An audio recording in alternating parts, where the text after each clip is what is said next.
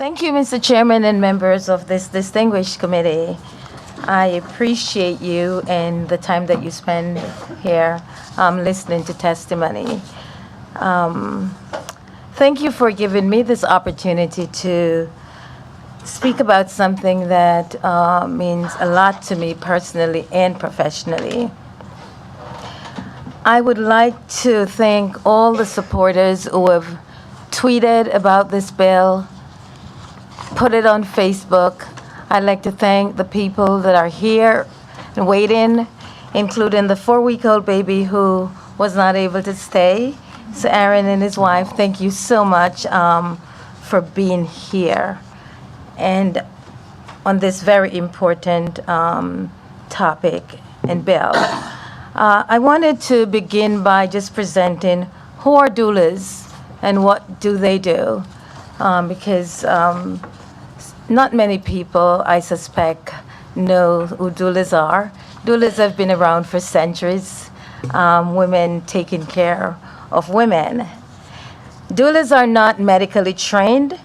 However, they are trained birth workers who provide emotional, physical comfort, self-care, advocacy, cultural support for pregnant and lactating moms from the moment a woman realized that she is pregnant.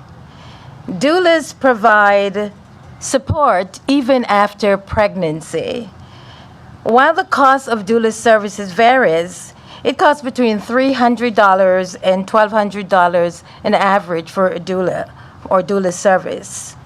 Because of the cost, many women, especially women of color and poor women, and these women are the highest risk for adverse outcomes, and they are unable to access doula services.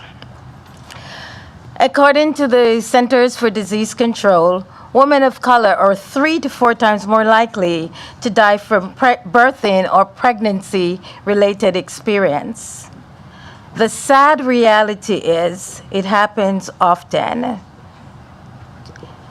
Mr. Chairman, an ounce of prevention is better than a pound of cure, and we cannot afford to wait. This is a moral imperative. As you may be aware, this issue cuts across economic lines.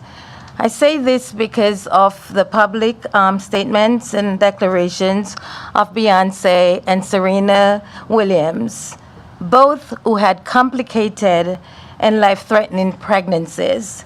These statements have been provided by them, and it's in the public sphere. I had my own challenges after the birth of my twin boys. 5 days after I brought those beautiful babies home, I developed eclampsia and had a subarachnoid hemorrhage.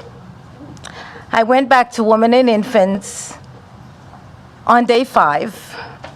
I was later transferred from Women and Infants to Rhode Island Hospital, and I stayed there for a week or more, just struggling and trying to stay alive.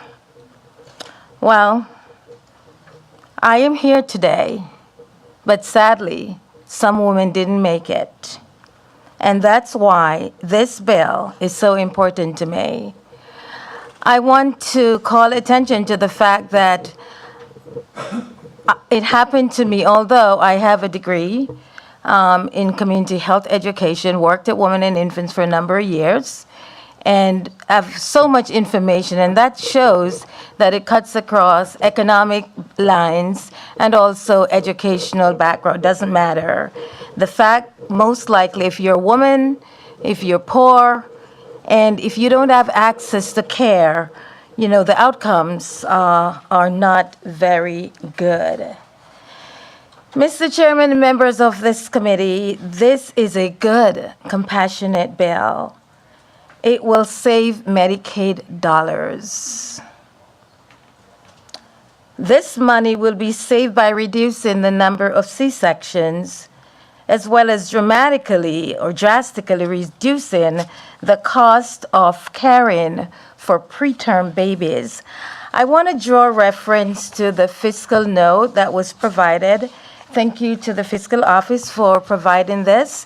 And I want to just read directly from the fiscal note dated Monday, April 1st, 2019.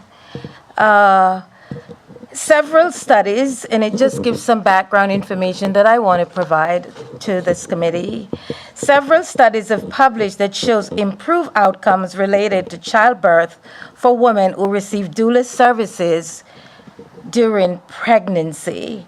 I want to jump ahead here a little. I'm still reading from the fiscal note. Additionally, from a research that was done in 2016, it found that the correlation between lower rates of preterm and cesarean birth and receipt of doula services in Minnesota have shown that when doula is intervened, the number of bad outcomes go down. We've seen this in Minnesota. We've seen it in Oregon. I want to say that this fiscal note reference the preterm and the intervention of doulas, but it does not connect the research to the monies. So I would be curious to know how much it would cost, and I know it would cost less if that was factored into the fiscal note. We do know that for preterm babies who can stay in the hospital upwards of a year, that costs the state thousands and thousands of dollars. So I firmly believe that if we were supposed to pass this bill and introduce doulas, the rates of preterm babies would be reduced, and therefore we would be saving Medicaid dollars. I think this is a great bill, and I think everyone who comes here and presents a bill will say the same. But we are talking about women's lives, and we are talking about a group of women who need the support more than anything else. We're talking about Black women. The data shows that Black women are dying at disproportionate rates, and we cannot wait for another woman to die in Rhode Island.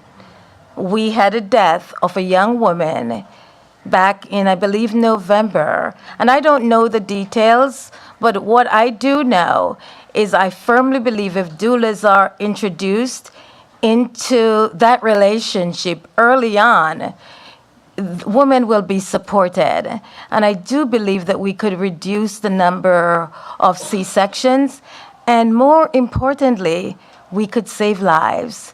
And that's why I'm here. I'm here because I feel passionately about this bill.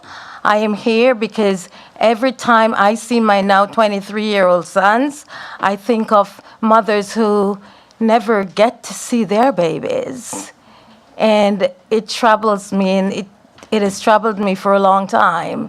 It has troubled me for 23 years. And I am so grateful for the opportunity to be here, to be alive.